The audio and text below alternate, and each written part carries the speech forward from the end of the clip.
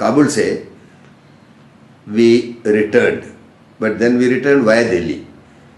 But when he returned via Delhi, वहाँ पर already there was an invitation from the Congress party, from the president of Indian National Congress, that was Rajiv Gandhi.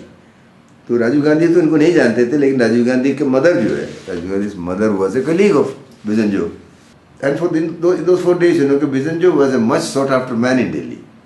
उसका वो past सारे निकल के आ गया. Newspapers came and interviewed him, Doordarshan interviewed him, all the TV stations interviewed him. तो उसमें ये था कि उनके वो जो रोल था, जब खलात नेशनल पार्टी का रिप्रेजेंटेटिव की हैसियत से, he was a member of the Central Committee of state people's conference, जो कि एफिलिएटेड थे इंडियन नेशनल कांग्रेस से. तो उस वक्त उसमें ये कमिटी में थे. So after 1945 he was going for the 45 और 46 he was going the first time into Delhi. तो ये फिर ये इतना कवरेज मिला इनको तमाम न्यूज़पेपर्स में. वन ऑफ द वेटरन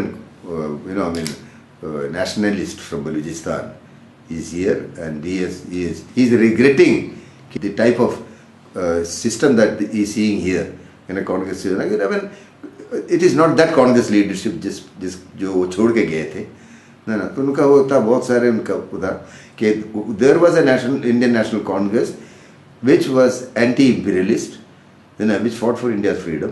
ये सब कुछ हुआ, मगर आज जो है कि हमें ऐसा लग रहा है कि India had lost that status of being the leader of the anti-imperialist front, non-aligned movement का, वो सब डिस्ट्रॉय होता हुआ नजर आ रहे हैं.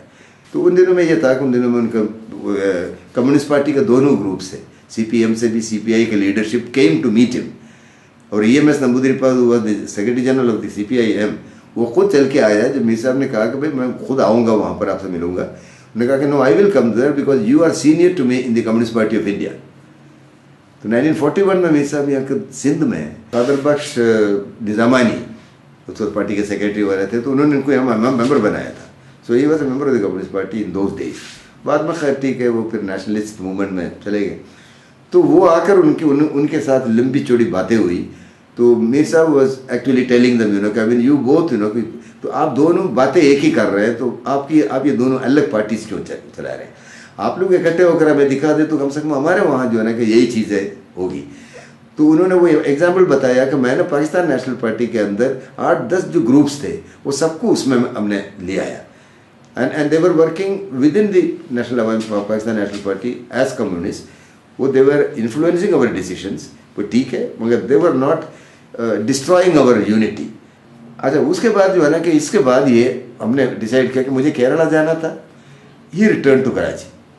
आई went to Kerala, I stayed there for a few days, and then when I came back, तो यहाँ मैं जब घर पहुँचा तो पता चला कि मीर साहब को कुछ डिटेक्ट हुआ है कि ये प्रोबेबली कैंसर.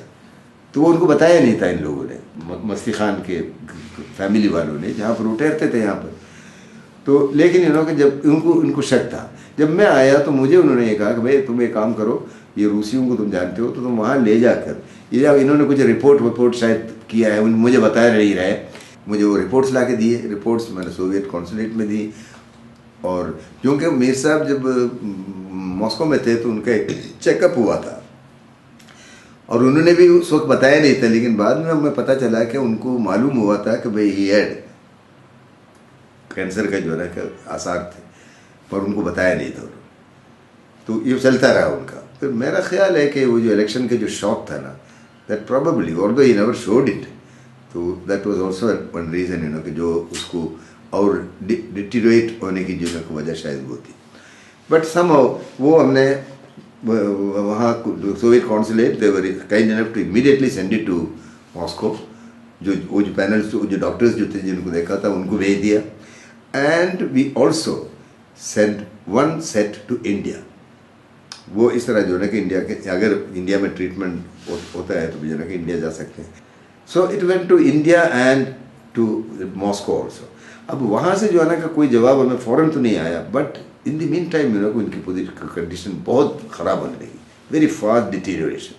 तो फिर यहाँ पर ये फैसला हुआ कि हम लंदन भेजते हैं. लंदन में जो है ना कि जो तो ये लंदन किस तरह गए, बिजन ऑल्सो वेंट विद हिम. और वहाँ पर इनका पूरा वहाँ लंदन में एडिनबरा में सारे चेकअप वगैरह हुआ तो बिल्कुल फाइनल स्टेज पर पहुँच रहा था. So finally it was decided कि बी ब्रॉट बैक हियर, यहाँ आए और ये समझे कि विद इन मई में दिल्ली से इधर आए थे, अगस्त 11 को he passed away. Nawab Akbar Bugti was the chief minister in Quetta.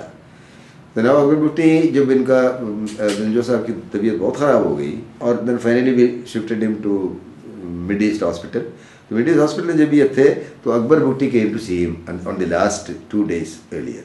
तो Akbar Bugti stayed on in Karachi. When he died Akbar Bugti was there in the hospital. और ये मुझे अभी तक वो बहुत से हमारे दोस्तों को याद होगा कि जब अकबर बुगटी उनके वो कमरे से आया व्हेन ही डाइड तो आकर बोले मैंने भाई वो जो है ना कि वो एक बहुत बड़ा जो है ना कि was like a banyan tree, इसके अंदर जो है ना कि बहुत से लोग जो है ना कि पॉलिटिकली पले और बड़े हुए सब कुछ हुए, but now that banyan tree is no मोर.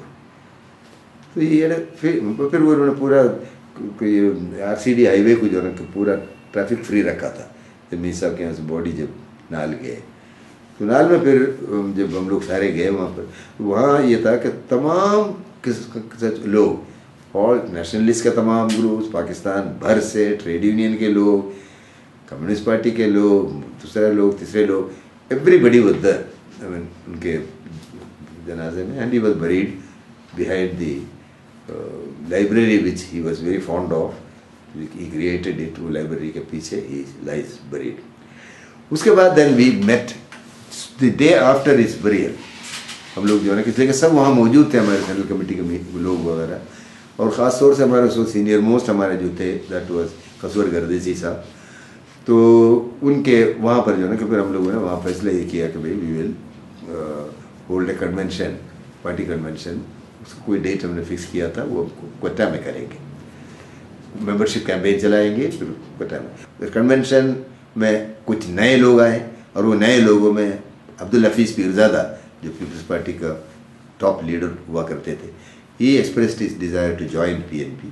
उनके साथ 2-4 और भी पीपल्स पार्टी के पुराने लोग आए और वहाँ फिर in spite of some reservations with I mean Balochistan में हमारे जो BSO के कुछ लोगों को रिजर्वेशन था उनके बारे में, जो पीपल्स पार्टी का रोल जो बलूचिस्तान में रहा, बट फाइनली कभी फाउंड ए कंसेंसस.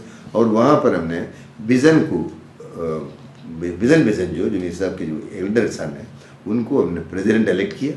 हालांकि बहुत से लोग इसके ख़िलाफ़ थे कि भाई हमने वो जो क्या कहते हैं उसको हेरिडिटरी जो है ना कि जो सक्सेशन जो है ना वो नहीं करना चाहिए हमें, लेकिन वी हैड नो चॉइस उस वक्त.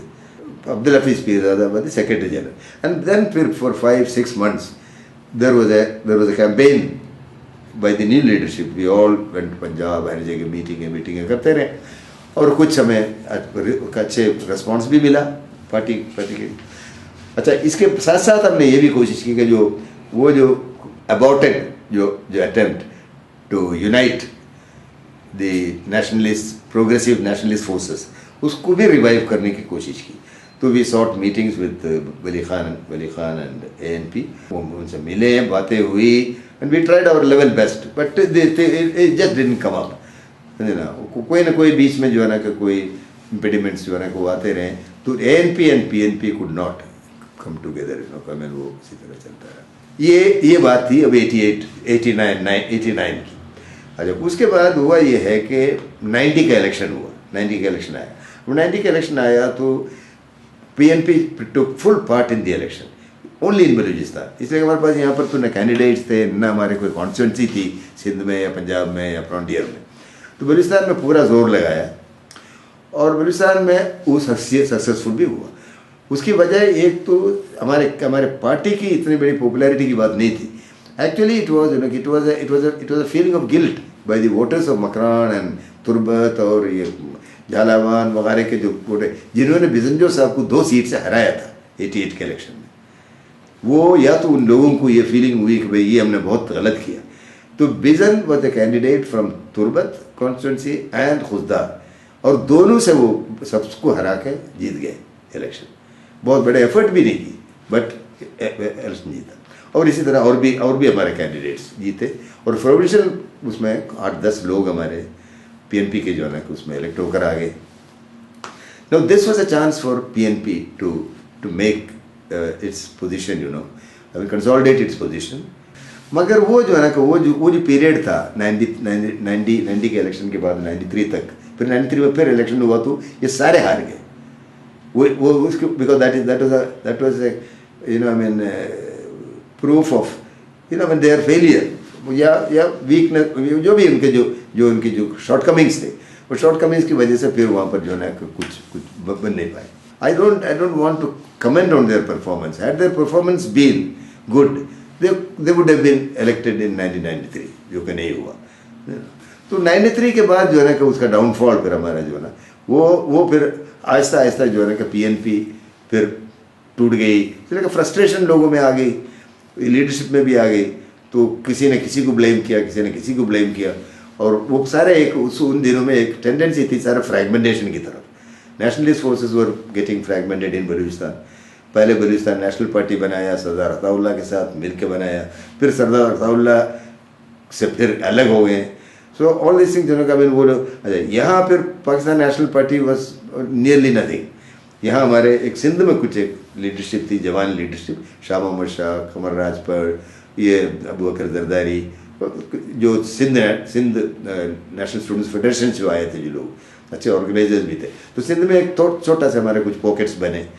पंजाब में पुराने जो लेफ्ट के जो लोग थे, शबीम अशरफ मलिक और इस तरह के जो लोग थे, नसीम अशरफ मलिक, ये लोग थे. तो पंजाब में बहुत ही लिमिटेड, बहुत ही महदूद था. सिंध में हम थोड़ा से थे, लेकिन पार्लियामेंट्री रिप्रेजेंटेशन हमारा नहीं था. न पीएनपी यहाँ पर कोई कैंडिडेट पुटअप किया, अगर एक आध अगर पुटअप किया तो लॉस थी सिक्योरिटी डिपॉजिट ऑल्सो. सो पाकिस्तान नेशनल पार्टी इवेंचुअली इस तरह होते होते it lost its momentum and it's lost its relevance. और वो फिर बलूचिस्तान में रह गए और बलूचिस्तान में वो कभी बीएनपी का हिस्सा बने, फिर वो उन्होंने अपना एक और बनाया. आजकल नेशनल पार्टी नाम पर वो पाकिस्तान नेशनल पार्टी का जो बलूचिस्तान का हिस्सा जो था वो आज नेशनल पार्टी है, जिसका प्रेसिडेंट डॉक्टर अब्दुल मालिक है. Is a senator now. तो अब इस वक्त बलूचिस्तान में जो एक लिबरल डेमोक्रेटिक सेंसिबल किस्म के जो पॉलिटिकल पार्टी जो कहना चाहिए, मैं तो समझता हूँ कि दैट इज़ नेशनल पार्टी. वो एक्सट्रीमिस्ट उनका लाइन नहीं है, but they stand for solidly stand for complete autonomy of rights of the federating unit of Balochistan and also all the provinces.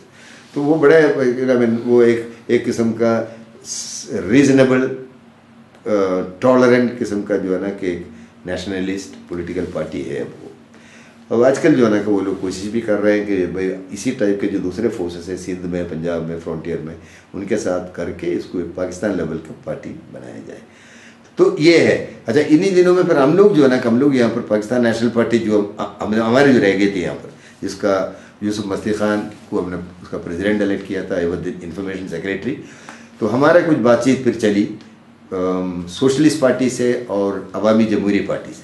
Awami Jamhoori party was led by Abid Hasan Minto और CR Aslam का socialist party से. वो फिर हमारी वो बात के नतीजे में नेशनल वर्कर्स पार्टी के नाम से एक पार्टी बनी. That again was it didn't have parliamentary representation नहीं था, मतलब कि एक इलेक्टोरल स्ट्रेंथ हमारा नहीं था, कॉन्स्टिट्यूंसीज ऐसा नहीं था, मगर एक स्ट्रॉन्ग कैडर जो है ना वो हर जगह पैदा हुई. वो फिर कुछ अरसे चलते चलते जो है ना वो फिर और भी कुछ उसमें ग्रुप्स ज्वाइन किया और आज उसका नाम है workers party Pakistan. Now that national workers party Pakistan के साथ इनकी भी बातचीत मेरा ख्याल है चल रही है. ये नेशनल पार्टी बलूचिस्तान की, ये जो पुराना पीएनपी वाले जो है, तो इस तरह एक शायद एक नेशनल लेवल एक पॉलिटिकल पार्टी एएनपी जैसी, नैप जैसी बनने की उम्मीदें है ना. तो that is the political process है ना, जिसमें मैं भी इन ए वे कि हर जगह में मौजूद ज़रूर था. लेकिन फ्रॉम 1989 ऑनवर्ड से मैंने एक थोड़ा सा डाइवर्ट भी किया